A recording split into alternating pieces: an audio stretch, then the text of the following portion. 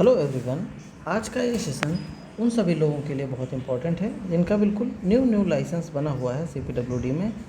जो लोग बिल्कुल नए रजिस्टर हुए हैं काम करने के लिए डिग्री या डिप्लोमा के बेसिस पर, उन लोगों को कुछ जानकारी नहीं है कि कैसे काम करना है, कैसे क्या करना है, लाइसेंस बनने के बाद क्या करना है, क्या क्या अपॉर्चुनिटीज़ होती हैं। जो बिल्कुल बेसिक थॉट्स, बेसिक क्वेश्चन जो उनके मन में आते हैं, उसके रिगार्डिंग ये वीडियो है। तो शुरू करते हैं। तो जब आपका लाइसेंस बन जाएगा, तो लाइसेंस जब बनता है या तो आपको प्रोविज़नल मिल गया होगा या फिर आपको फाइनल लाइसेंस बन करके आ गया होता है। प्रोविज़नल जो होता है वो 6 मंथ की वैलिडिटी वाला होता है, और जो फाइनल लाइसेंस आता है वो 5 ईयर की वैलिडिटी के साथ आता है।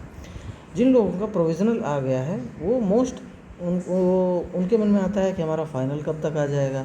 तो अगर ऐसा थॉट आपके मन में आता है तो आपका फ़ाइनल लाइसेंस भी 1 से 2 महीने के अंदर या फिर 6 मंथ की वैलिडिटी जो होती है उसके ख़त्म होने के पहले आपको लाइसेंस फ़ाइनल वाला मिल जाएगा।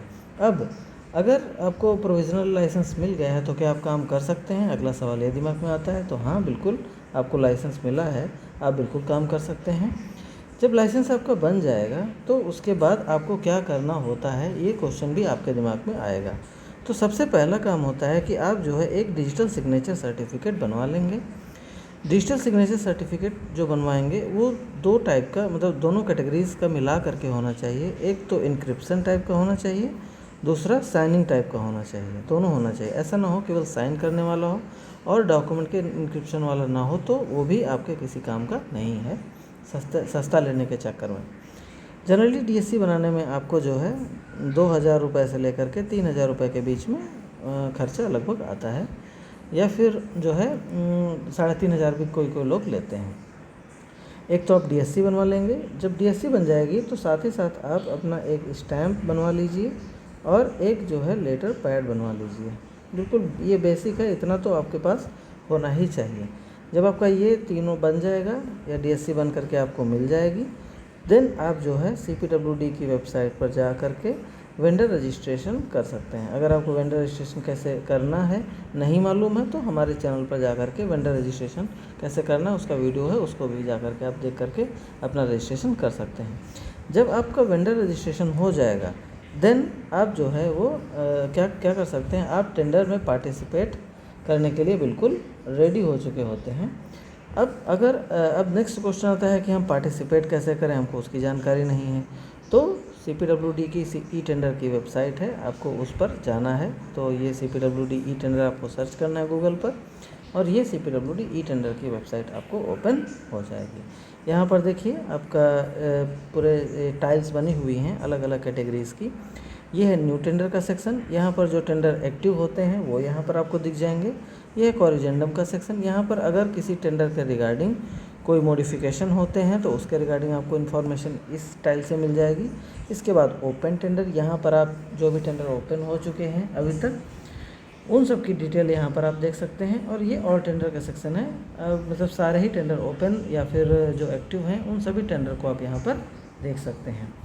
तो अगर आपको जो है न्यू टेंडर को देखना है तो यहाँ पर न्यू टेंडर का जो सेक्शन है, एक्टिव टेंडर को देखना है तो यहाँ पर ऑल पर क्लिक कीजिए।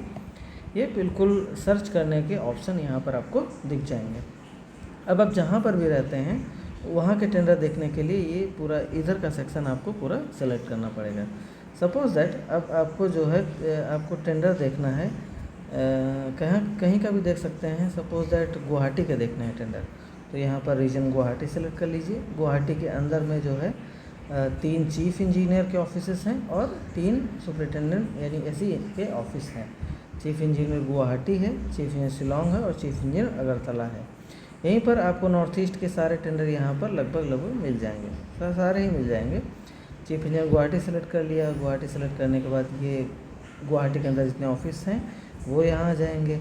अगर आप जो है चीफ़ इंजीनियर शिलोंग सेलेक्ट करेंगे तो चीफ़ इंजीनियर शिलोंग के अंदर खटखटी है, तेजपुर है, मेघालय है, ईटानगर है, ये सारे टेंडर आपको यहाँ के दिख जाएंगे। अगर आप ईटानगर सेलेक्ट करते हैं तो ईटानगर में अभी कोई भी टेंडर एक्टिव नहीं है, वो यहाँ पर आपको दिख जाएगा। अगर तेजपुर सेलेक्ट करते हैं तो तेजपुर में भी कोई टेंडर आपका एक्टिव नहीं है, वो बिल्कुल रिमोट एरिया है, वहाँ पर इतने ज़्यादा काम जो है वो नहीं होते हैं। अगर गुवाहाटी सेलेक्ट करते हैं तो देखेंगे एग्जीक्यूटिव इंजीनियर गुवाहाटी के अंदर ये एक टेंडर 28 लाख का जो है वो एक्टिव है। माइनर वर्क ऑफ क्या काम है यहाँ पर, minor work of CPWD at, जब यहाँ पर एक काम जो है मिसलेनियस वर्क है, 25 लाख का टेंडर है। यहाँ पर देखेंगे कि EMD अमाउंट जो है वो 57,009 रुपये का है, यानी इतने अमाउंट की आपको DD या फिर FDR या फिर BG बना करके एक ऑफिस में आपको जो है जमा करना होगा। वहाँ से आपको एक रिसिप्ट मिलेगी, वही रिसिप्ट आपको अपलोड करनी है। अगर इस टेंडर की डिटेल आपको देखनी है तो ये एक्शन का सेक्शन बना हुआ है, यहाँ पर आप इस आइकन पर क्लिक कीजिए। इस टेंडर की सारी डिटेल जो है ओपन होकर के आपके सामने आ जाएगी कि क्या क्या डॉक्यूमेंट लगेंगे। जैसे कि इस टेंडर में पार्टिसिपेट करने के लिए जो आप EMD बनवाएंगे उस EMD के डिपॉजिशन की रिसिप्ट वो लगेगी। कॉपी ऑफ EMD, जो आप EMD किस किस के फॉर्म में बना सकते हैं, DD के, FDR के, CDR के, BC के, बैंकर चेक या TC के, इन 5 तरह के मोड ऑफ पेमेंट हैं EMD के। आप इनमें से कोई एक सेलेक्ट करके बैंक में जाकर के आप बनवा सकते हैं। इसके अलावा एनलिस्टमेंट ऑर्डर यानी लाइसेंस आपका लगेगा, GST रजिस्ट्रेशन सर्टिफिकेट लगेगा, और जो है अगर कोई अंडरटेकिंग आपको देनी है GST की तो वो GST की अंडरटेकिंग जो है as per NIT page number 9 पर जो दी है वो आपको देनी पड़ेगी। तो अगर आपको ये सारे डॉक्यूमेंट, टेंडर के डॉक्यूमेंट्स देखने हैं, टेंडर पेपर देखने हैं, तो नीचे ही देखिए टेंडर डॉक्यूमेंट का ये सेक्शन है, यहाँ से आप जो है उसको डाउनलोड कर सकते हैं। ठीक है, ये डाउनलोड होकर ओपन हो जाएगा। जैसे कि ये देखिए डाउनलोड हो गया है, ओपन हो रहा है, और ये NIT जो है उस वर्क की डाउनलोड हो गई है।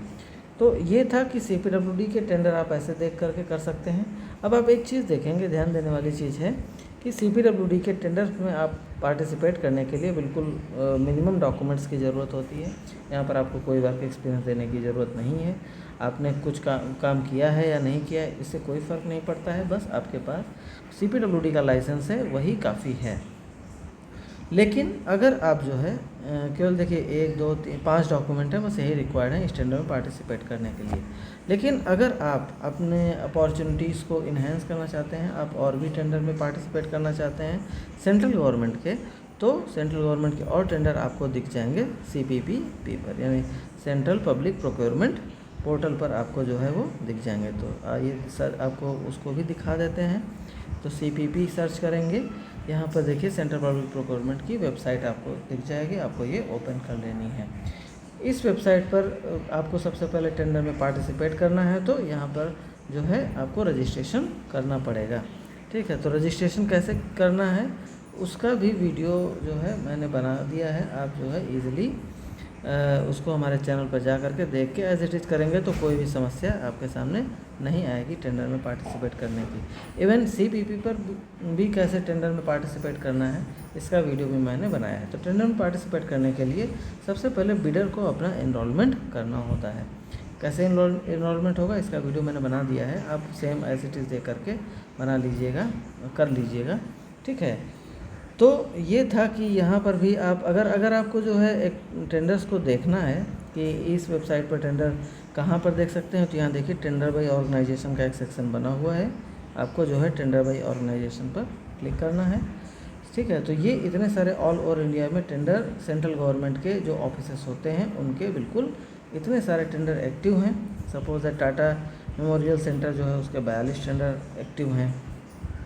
तो यहाँ पर आपको ये सारी चीज़ें दिख जाएंगी। लेकिन ध्यान रखिए इन यहाँ पर जितने भी टेंडर अपलोडेड हैं इन सभी में अगर आपको काम करना है तो हर एक टेंडर में आपको वर्क एक्सपीरियंस देना पड़ेगा, क्योंकि आपका नया लाइसेंस बना है, आपके पास कोई भी वर्क एक्सपीरियंस नहीं है। तो सबसे पहले आपको ट्राई करना है कि CPWD में काम करें। काम करने के बाद जो आपको वर्क एक्सपीरियंस गेन हो जाएगा, फिर उसके बाद आप जो है यहाँ पर CPP पर अपने मतलब उस वर्क एक्सपीरियंस के बेसिस पर टेंडर्स में पार्टिसिपेट कर सकते हैं। तो होप सो आप लोगों को सेशन अच्छा लगा होगा। अगर फिर भी कोई क्वेरी है तो कमेंट बॉक्स में कमेंट करके पूछ सकते हैं। Thank you.